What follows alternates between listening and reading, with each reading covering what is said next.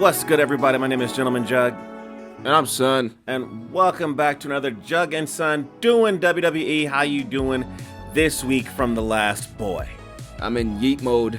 Make sure to like, subscribe, hit the bell icon, do all the things all the other YouTubers tell you to do. Son, take me to Raw. So we start off with the return of Seth freaking Rollins. He came back, It's like sooner than expected. and I already knew this, but he didn't cut his hair. He did probably trim his beard, but I remember when he was hanging out with Becky at the Kentucky Derby, he had shaved his beard completely clean. So I don't know. Well, it's back now. He's like, now is the only Shield member left. Like, that's on the show right now. Yeah. And he was out here. He did his whoa, and he's got a hat now. So like he's different. He's changed, you know. Well, I mean, it's not like he hasn't been wearing shit like this. Yeah, but this is the first time he's got like a hat. Okay, so what? It's different now. Different, my ass. Different. No, it's not different. It's the same. He took the hat off. This is the Paul Levesque era now. He wears Whatever, hats. boy. Move on. You're trying. Move on. So Damian Priest showed up and interrupted him and said that, you know, I may be the champion, but like I wanted to cash in on you, and since I didn't get to do that, I want to beat you for the title. That's a stupid reason. And That's dumb if you're trying to stay champion. And Seth's like, well, okay, fine. I mean, you're the dumb champion to say that you want to fight me, so whatever. Yeah, this is ridiculous. No, you get to decide who you want to fight. I agree with that, Damian Priest. But to sit there and say that you want to have a match with Seth freaking Rollins because you didn't get to cash in on him instead, that's ridiculous. You became the champion.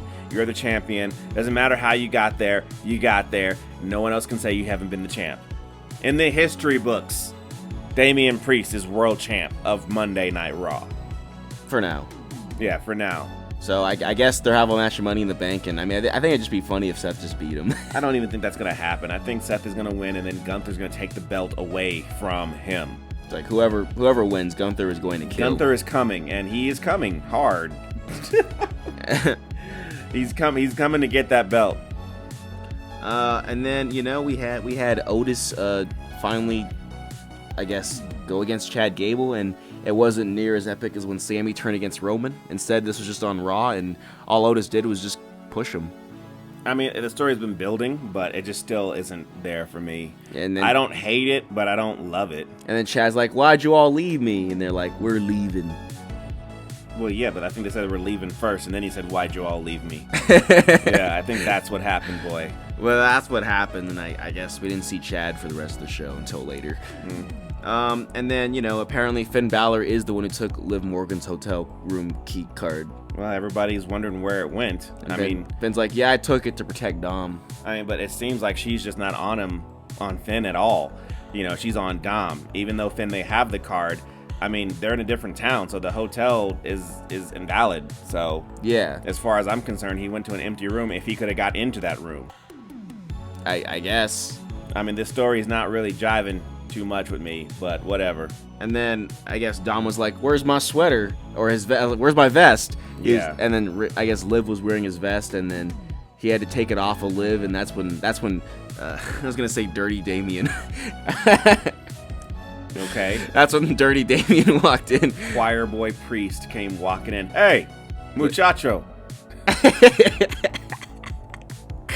And Dom just took his vest back, and he's like, "You leave him alone, you hear?" And then she walked away, and he's like, "She's loco. Better get mommy back fast." Yeah, like they can speed that up. Come on. And I'm like, "Yeah, because you can do that." Yeah, as far as I know, both Mommy and Buddy are both injured now. I don't know how Buddy got injured, but he is. And now they're both injured at home. And I assume that since she got injured a long time ago, you know, she'll be back. If Seth Rollins can do it, she can do it too. Yeah. And then, you know, Drew McIntyre shows up after Clash at the Castle and, you know, being, I guess, ruined by CM Punk. He's like, I quit. I quit. And that was it. And there he goes. I guess we won't see him again for a while. Nah. And then let's see here. Then we had the Money in the Bank match where we had Jey Uso versus Rey Mysterio versus Finn Balor, and I mean, Jay won this. He wins like all like the build-up matches to qualify, and then the main match he loses every time. You can't seem to freaking shut the door on winning a belt there, Jay. They call him main event Jay Uso, but he loses every time he's in the main event. Maybe we should call him lose every main event Jay Uso. You know, I mean, I saw the Money in the Bank poster. It's just him holding it. It's called Yeet in the Bank, and I'm just not feeling Yeet. He's like, my Yeet case. I hate it. I hate all of this. I don't hate the fact that he is where he's at. I'm just sick and tired of the word yeet. I don't like it. No yeet. No yeet. And my look, it's over with the crowd. I'm one of those people who doesn't mind the people saying what all the time. And when we do go to our WWE event here real soon, I'm gonna be screaming what in the crowd with everybody else. And hey, you know what? I might even say yeet. I might even do that. But on TV, I don't like it. I'm just kind of done with it. And then as Jay was walking out, the people were doing the fireflies, and that's when like some like spooky stuff happens, and we get like I guess Uncle Howdy's back, and he's got some friends. Yeah, all of his friends, they came and they killed everybody in the back. I mean, like I'm especially made sure to let us know that they killed Chad Gable. They zoomed in on like his face and the blood, and like it is Chad Gable who got murdered, but I don't know any. I know that there are pictures of people who they said, but not everybody is back there. Like apparently Gunther is one of them. Apparently Cody Rhodes for some reason is one of them, and I don't think that because he would have said something. I think my first thought when I saw this happen, like they show backstage, I'm like, they killed Triple H. They had to kill somebody back there, whoever was in Gorilla. All I know is that wherever Triple H is sitting, there's like a guy in a suit like all over the desk. I'm like, is Triple H dead? I don't know. I'm like, I guess Sean, you better take over. We haven't seen Chad since then, so we don't know what happened. I mean, they made sure to let us know that was Chad. So and then the Wyatt Six come out, which I don't know if they're the Wyatt Six or the Wyatt Six. Nobody's said it out loud yet, so I don't know who they are yet. And there's really only 5 of them, so I'm assuming that the 6th one would be Bray Wyatt. Yeah. In spirit, unless they pull another one out of their ass. No, like it's Braun. Oh God, please no. I mean, he's on the same show as them, so they should go after him first. I don't know who they should. Look, this is awesome. Okay, we've been seeing them tease it for a long ass time with all the random scan codes and all kinds of like little Easter eggs here and there, and then they finally show up, and it's great. I like this. All I'm saying is I better not see like a Goldberg come out and be like, I never got my rematch, and then like beat Uncle Howdy in 5 seconds. What does he need a rematch for? He won, didn't he? I guess. Yeah, he won. I don't need to see Goldberg anymore. I'm done with that. Guys, don't bury it. All right, this is. Don't make this suck. Look, Father H, this is your second try with Bray. Yeah, it is. Really is. With his group. So, oh well. Yeah, that was all I have for Raw. Take me to SmackDown, son. Sorry, we start off SmackDown with CM Punk.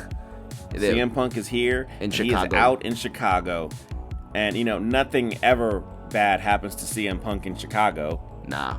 I mean, it's always steaks and BJ's, right? This is where he beat Cena.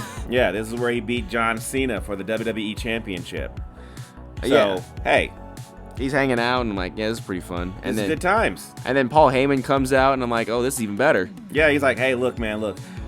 The bloodline is here, and I'm offering you a favor. You get out of here, take me with you, and we'll just be cool. It's like, well, we'll go back to how it was in, like, 2012. Whenever that time was. And whatever year that might have been, whatever year you can come up with, I think is 2056. But... regardless of in the past or the future, the bloodline did come out. Yeah, and Solo's like, you trying to do something, Paul? Yeah, you trying to do something? Want me to something to go on?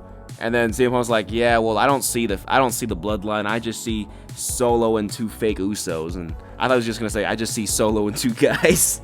Yeah, well, it's cool. So they're about to attack CM Punk. I'm like, all right, you're barely injured, but here you go. And then Cody comes in with baseball bats. I wish he would have hit somebody with one of those bats. That would have made it be much better for me. I mean, I wish it would. What if they would have been like American Nightmare baseball bats? That's what I wanted. Like, bring in your like American Nightmare baseball bats. I know, you put it on everything else, right? Yeah. Might as well put it on a bat too. I'm like, hit him. But after seeing the bats, the infamous Tongaloa and the right hand man Tama Tonga just had to back down. We gotta leave, man. This is too much. So then later on we had we had LA Knight out here, and he's like messing with Santos Escobar, and then I thought he was supposed to be messing with Jake Paul or Logan Paul. I mean, well, he is, but like I guess next week they're gonna have a triple threat, and the winner's gonna go to Money in the Bank. I'm like, okay. So Logan Paul attacked LA Knight after he beat up Santos Escobar, and so I'm like, it's clearly gonna be LA Knight versus Logan Paul because they've been teasing it for a while. This is what's gonna happen. This is probably how Logan Paul loses his title. I mean, be the most messed up would be like Logan Paul retains the title. Yeah. I'd be like, well, LA Knight is really. I don't know what to do. Guess you can't go visit, Trump anymore, Logan, if you lose. Share the title with him. Yeah. And then I guess Andrade qualified for Money in the Bank, which is like, all right. I guess they gotta have him do something because he's been doing pretty much nothing. He's the speed champion, isn't he? Did he walk to the ring with the speed belt? I mean, they never. It's a championship that they don't carry with them. It's a championship that's only available on the X for whatever reason. It's like on the main show, they don't even mention it. It's like, you want to watch a match, watch it on the X. You want to see the belt. That's how you see the speed champion. Yeah. And then I guess my favorite part of the show personally was there was like a backstage. They were showing Garage, and like I guess the tag teams are arguing with each other, and then the Garage just lifts up, and then it just has CM Punk, like Drew standing over CM Punk as he's just like all bloody and beaten up. He finally caught him. And then like I like how quiet it is too. He just picks him up and then he just carries him. You know what? I would have loved to have, and this is just me, armchair editing. I would have loved to have had his old song Broken Dreams just start playing as soon as the garage door went up. And then him just walk out to the ring with that playing the entire time. But that's just me. That's what I would have done. You could have that one, Triple H. I don't know. This is my favorite part of the show. When I saw them, like, this is great. It was great. I liked it. I just liked how he just looked all stone-faced, too, and everyone just looked at him and was like, yeah, you know what happened. I was like, and you know why, okay? This shouldn't be a mystery as to why Drew McIntyre did this. I'm just like, he finally got him. Yeah. And then he just dumps him in front of the people. Fully bloodied up. And then I guess he takes his bracelet or something. His man bracelet. It's mine now.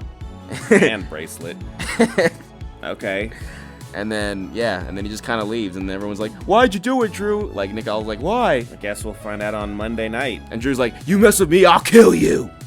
That's pretty much what he said to Nick. I'm like, you saw what he did to CM Punk. Like, what are you gonna Nicholas, do? I don't think you're gonna be able to take a angry, raging Drew McIntyre. I mean, he just dropped him without even paying attention at all. You're gonna get Claymored right in the face. I don't even know what he did to CM Punk. I would like to see that video, but it's probably not. It's more fun to speculate what he did to him. But, I mean, who knows? He could have just started, beating him with candy canes. Who knows? Or with a broom. I don't know why. I thought it was just funny that we didn't know what happened. We just know Drew caught him, and that's what happened. That's all that needs to be said. What happened? Drew McIntyre.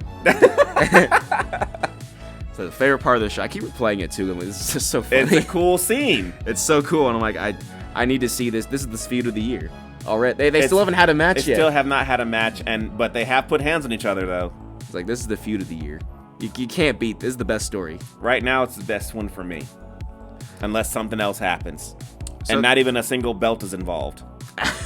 I know, and then we move on to, Solo is about to, I guess he's about to go fight Cody, and then Paul's like, Roman's coming back, right? And Solo's like, yeah, Roman's not coming back. I mean, that's a lie. Another lie. Okay? Stop lying. That's all you've been doing since you've been head of the table, Solo, is lie. And Paul's like, but that can't be. That can't be. It is.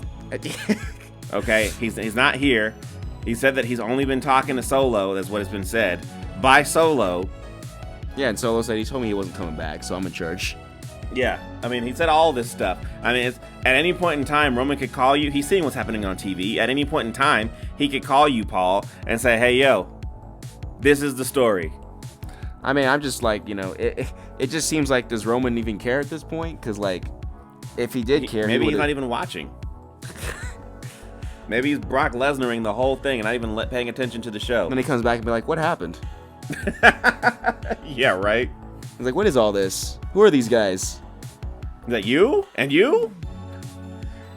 So then we had Solo versus Cody, the dream match.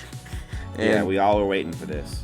And it was 2 minutes before Cody gets jumped by the Bloodline or by the two guys. Which weren't supposed to be back there because they were banned, right? Well, it doesn't matter. They don't care. They're the Bloodline. They're the two guys. They're two guys. So they jumped Cody, and then we get Randy and Kevin, which is, this is Team Cody Part 2. This is Judgment Day versus Cody Part 2, basically. Mm-hmm. So they beat up everyone, and they take down the two guys, and then it's just Solo by himself. And then, here comes the other guy. Who's this guy? This is Jacob Fatu. Yeah, yet another one. As soon as I saw him, I was like, I know who he is. I know exactly who he is. I know what he's been doing. I know people have been saying that if there has to be somebody who's ahead of the table, it should be him because of how he is. I've seen his matches. He's lost weight, actually, in my opinion. But everyone says this guy's going to overshadow Solo. That's what they've been saying, and fine, whatever. But in the meantime, he's here. And my first thought was, another one? I was like, oh no. Now it's Solo and three guys. Solo and three guys. Okay, look, I know that, you need some friends right now, but right now I need a team. And so, I mean... And this is my team right here. So, I mean, all Jacob did was just, he just super kicked everybody and then... Fucking Jacob. That's his name. His name's Jacob. I know his name is Jacob. I know what it is, but still... I mean, it's Solo, Tama, and then Tonga, and then Jacob. It's not wrong, and that's his name. That is his name. I'm just saying, it's just funny to me. They can call him anything else. It's like Jacob. So then Jacob destroyed Cody Rhodes, and the commentator was like, "Oh my God, do you know who this is? He destroyed the WWE champion. His name is Jacob." It's like, Jacob destroyed the WWE champion. Look, there's more of them, and I know that there's more. There's gonna be another one next There's week. Another one. There's more. There's more. They're gonna have like Robert or something. Marcus. It's like Marcus Fatu. Spencer. I'm just saying, man. Okay. There's a lot. All right. I don't know what's gonna happen when this is over. I really truly hope that after this Bloodline story is over, that these superstars that came in don't just go fall back to NXT, right? I was like NXT's gonna has their own Bloodline story. I mean, this is just Solo, so you haven't even seen Roman, because Roman's gonna bring how do you know it's just gonna be the Usos? He's gonna be bring out a bunch of his own people. He's like, you got Tongas, I got Tongas too. Yeah. He's like, I got myself a Jacob too. I got a Jacob myself. Okay.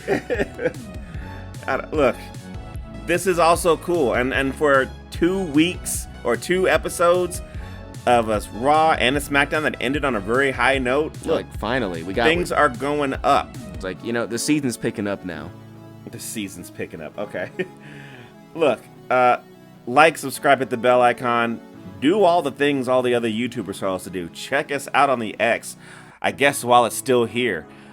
Check us out on Instagram. Check us out on the Gentleman Juggcast, available wherever you listen to podcasts.